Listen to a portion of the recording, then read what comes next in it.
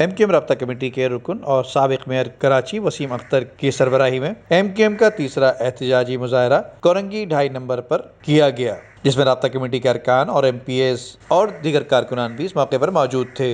اس موقع پر ان کا کہنا تھا کہ ہم سپریم کورٹ جائیں گے، جبکہ ہم نے سینٹ اور قومی اسمبلی میں بھی مہنگائی اس قانون کے خلاف آواز اٹھائی ہے، مگر ہماری آواز کہیں نہیں سنی جا رہی۔ اب ہم احتجاج کرنے پر مجبور ہیں۔ سندھ پر پاکستان دشمن جماعت کا قبضہ ہے۔ یہ وہ جماعت ہے جس نے پکا قلعہ میں عوام کا قتل عام کروایا۔ اس جماعت نے پاکستان کو دوزخ کیا۔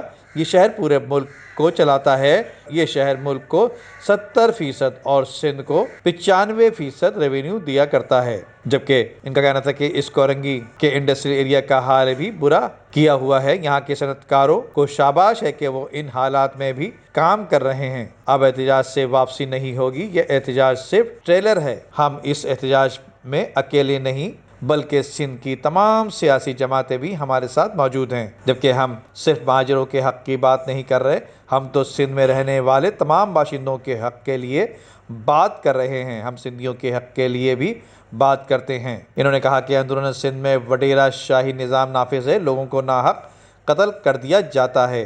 اندرون سندھ میں بھی صحت کی سہولیات اور پانی بھی دستیاب نہیں۔ اس احتجاج کو شارع فیصل لے کر جائیں گے اور اگلا پڑاؤ وزیر اعلیٰ ہاؤس پر ہوگا۔ جبکہ انہوں نے بتایا کہ ہم سندھو دیش کی راہ میں سیسا پلائی دیوار بنے ہیں، جبکہ سندھو دیش پیپلز پارٹی کی بی ٹیم کا حصہ ہے، جو کہ ان کے لیے ایک خواب کا درجہ رکھتا ہے۔ ندیم صدیقی، میٹرو 7 پاکستان۔